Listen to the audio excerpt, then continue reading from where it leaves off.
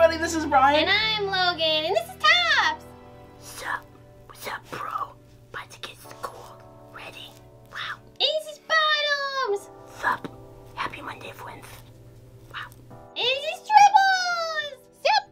Avocados. Oh my god, new series. Wow. And Workers Cards. Hi, team. Happy Monday, my pretty professionals. Welcome to episode 1 of our new series, Yu-Gi Pros. So last year was the first year that we were a channel, and this year, moving on and moving forward, we wanted to strive to make the channel just a little bit better, and then also just make ourselves better players, along with interacting with the community even more. So this is the first episode of Yu-Gi Pros, and the goal is to not only get the community more involved with us, and for us to be more involved with y'all as well, but also for the community to get more involved with itself. So for those of you who are just checking out the series or just clicking this video, that's totally fine. This is the first episode. Hi, welcome. But if you want the introduction to this series, feel free to check out the video we did last week.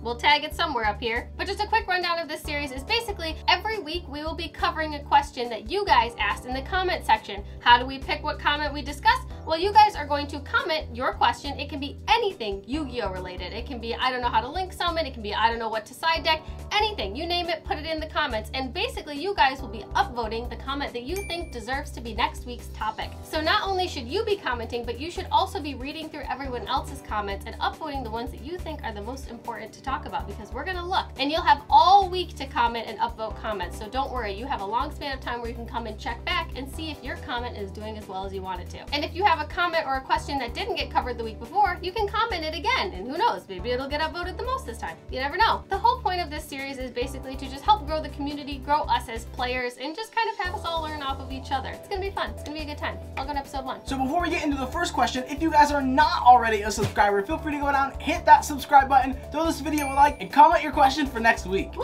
We also have an Instagram. It's at CrushCardsYGO. We're on there all the time if you want to interact with us a little bit more and see cute pics. And then we have a super wholesome Discord community. It's absolutely bopping. I'm in there all the time, and it really helps bring the community together. We're a good, big family there. And then last but not least, if you want to further support the channel and get some amazing benefits, we have a Patreon. The bloopers go up. We've got remote duels, deck building sessions, you name it, it's in there. It's a blast. We love it. If you can go there, check it out. If not, love you, kisses. So moving right into episode 1, the top comment from last week for this week's question that we're going to discuss is, how do you guys decide which engines to use when deck building? And this was by Dog the Pug. Thanks, Dog the Pug. So for such a simple question, there's actually a lot to unpack here, so we're going to try to break it down in sections. The first of which is, you have to know what your deck does. Yes. First and foremost, before you try to play any deck, or before you try to move on to like building it better, you need to know what the deck does, right? Like some of the examples that were given in the question, the zombies. Zombies are a graveyard reliant deck. Or chaos. Chaos is a deck that functions around light and dark monsters, typically also in which banish. So knowing what the deck does allows you to further understand the deck's strengths and the deck's weaknesses. It also helps you understand exactly what you need for engines and extenders. What is the deck lacking? What will help you amplify your deck? Are you needing more graveyard interaction? Do you need more bodies on board? Or are you just struggling with consistency? All of these things are things that you need to know, not only because your deck is going to be good, but because you need to know what can make your deck better. And this is for all lines of players, right? Like this could be for casual, it could be for competitive, you could be just getting into the game, or you could just want to bring your deck to the next level. So this is just really, really good when it comes to deck building in general. And when it comes to deck building, it's also really imperative to know the difference between, as we said, extenders and engines. They can function somewhat similarly, but they are two completely different things. It's very easy to confuse the two, A, because they both start with the letter E, and because they kind of get mixed up. It's hard to be like, oh, well, I have a couple of extenders. Does that make it an engine? I don't know. Well, let's figure it out. So it's really hard to kind of describe that, because engine is really more of like a player conceived term. It's not something that's actually in the Yu-Gi-Oh rulebook. But for us, engines are more along the lines of cards in which fit together that all serve the same purpose. And I think the reason that they're called engines is because they're utilized to jumpstart your deck and get them off the ground and get them rolling to do what they need to do.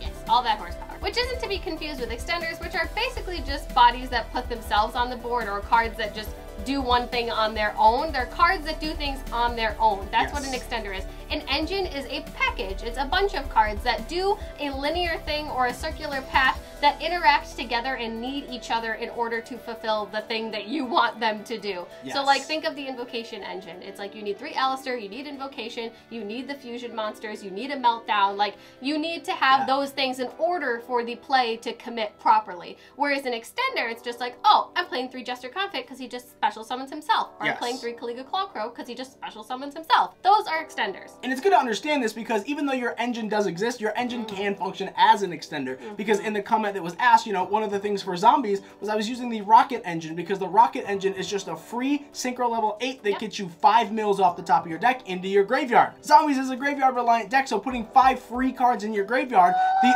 odds, if you build your deck correctly, of hitting something really beneficial to you, it's probably relatively high. And then not only do you get those bodies in the graveyard, but you get to add a light or a dark monster back from your graveyard to your hand that you milled. So you could potentially get 3 to 4 extenders plus an additional card to hand. So that engine functions not only as that engine itself, but as extenders as well. Yes, so think of extenders as more of like isolated cards that could be a group of cards, but are just mostly there to serve themselves as an extender, whereas engines are more of a larger thing that involve extending on a larger scale. Correct. And then moving on to one of the most simple but also probably overlooked parts of engines is, do you have room in your deck? Yes. Are there flex spots in your deck? How much room do you have to commit to an engine or to extenders? Do you need hand traps? Do you have room for a 9-card engine, or do you only have room for like a couple of extenders? Do you have room for both? I don't know. Some decks right now that are seeing a ton of play, you could even potentially consider the meta, are nothing but engines all mashed up together, right? Like you've got the Invoked engine,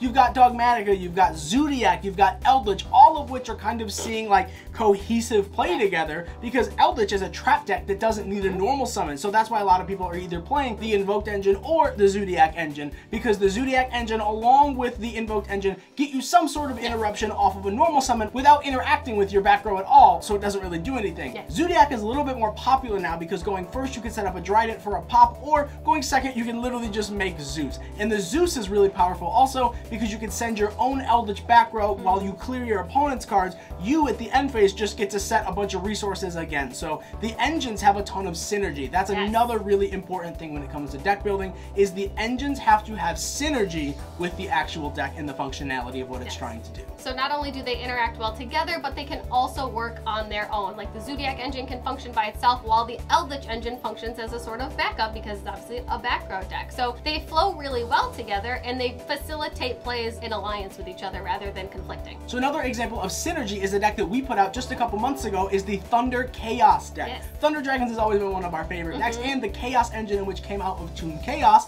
once again, Thunder, Dark, Light, Banishing, Chaos, Light, Dark, Banishing. Whoa. There's a ton of synergy there. So when it comes to deck building, not only do you need to know exactly what the deck does, if you can find other things that do similar things, it can also benefit the deck well. The Chaos engine also doesn't require a normal summon, whereas Thunder Dragon kind of relies on a Lupine for a normal summon just to help extend. So they just really blend together really well. And it's just something that kind of comes to your head when you're looking at decks long enough. You're like, oh, hey, those work.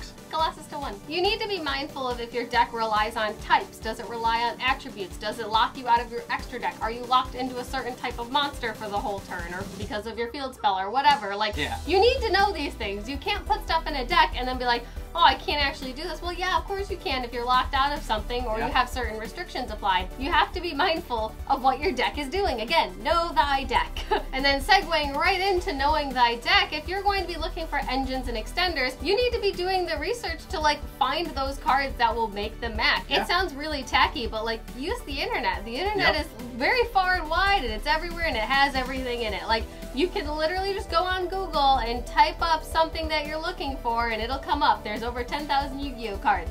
Something's gonna help your deck. Use your resources. Not only do you have the internet, you could ask your friends, you could ask people in our Discord community because you're in our Discord and everyone there is super knowledgeable and amazing, wink wink. Or you could just put it in the comment section. You can ask for help pretty much anywhere. There's lots of routes you can take in order to ask for help. And then once you've gotten that help and you've found the cards that you think might work well, you can go into the testing phase. And testing is kind of the hard part because man oh man, you're gonna go through a lot of trial and error. We go through so many failures with our decks when we're building them. And it's because a lot of decks look really good on paper, or they look really good when you put them together and you're like, wow, these should synergize really well. There's all these engines that work together. And then sometimes you test them and you're bricking 1,000 times and you just feel like a Blue Eyes player at the end of the day, and it feels really bad. So just because cards sound like they're going to function together doesn't mean they necessarily will. And then it actually helps you even more, because when you see that you're bricking or that it's inconsistent, you now know what you're actually going to need, so you can cut those cards and find things that are actually going to help you. For every successful deck that you guys have seen on the channel, there has been a billion failures, and that's due to testing. We test out all the cards that we want to see. Maybe this one works, maybe this one doesn't. And then once we find, you know, if we try A, B, and C and only C works, now we know, do we either commit more C's or do we remove the A's and the B's to try to, you know, try other things? Maybe there's, you know, E's and F's or whatever. This is all just hypothetical. But at the end of the day, it really does just come down to testing. And sometimes you know exactly what your deck needs, but you don't know what the card is. And that's when Logan says, you know, as the resources come in, you've got tons of people you can reach out to. You can reach out to some of your friends. You can reach out to your local community. You can reach out to our community. And as Logan said, we use Google. Sometimes if I need something like a level 3 extender that just puts itself on the board, I'll go to Google and I'll type in Yu-Gi-Oh! Level 3 Special Summon. And I'll sit there for half an hour just reading every single one of the cards. Because like, even if it doesn't work for the deck that I'm working on right now, it may work later on, and I'll bookmark that page. We have a huge list of bookmark pages of all the different monsters and like the utility that they could potentially serve in decks. So it's good to know what cards are out there. Yeah, that's how we found Jester Confit and Kaliga Clawcrow, which are two of Brian's favorite cards to use in zombies, so.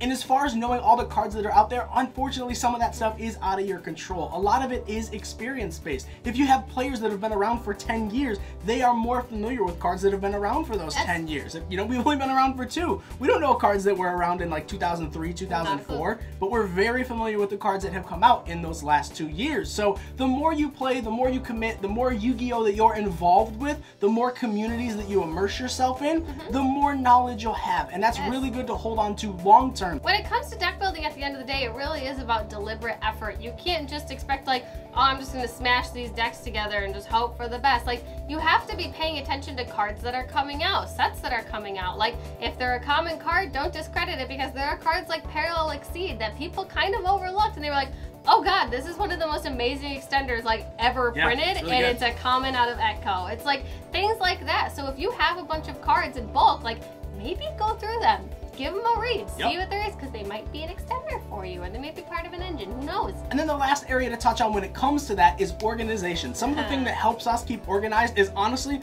organization itself. We have a ton of cards that we like. When we open up packs, as Logan said, maybe they're commons, maybe they're supers, maybe they're rares, maybe they're cards that we have just, you know, discredited because they're not secret rares or ultra rares right off the bat. We'll still sit down off camera and just read them all. Like, wow, you know what? This card has some really good potential. I don't know when, I don't know what, and I don't know where it's going to have potential, but this card definitely has potential. We'll take it, we'll find a playset, sleeve it up, and then we'll go organize it. We have a huge storage section where we store everything organized. You know, maybe it's by plant, or maybe it's by, you know, zombie. Maybe it's actually in an archetype, like it's a Sylvan card that just came out and got support, or maybe it's a brand new Salamangreat card. Everything is organized, so when we need something, we know exactly when and where we can find it. So wrapping it up and coming full circle, it basically comes down to knowing your deck, knowing its strengths and weaknesses, and then knowing what the deck is lacking and what it needs in order to be better and be stronger. And then once you find that out, you kind of have to know, okay, well, how much room do I have in my deck to fit extenders and or engines? And then basically you do the research, you test it out, and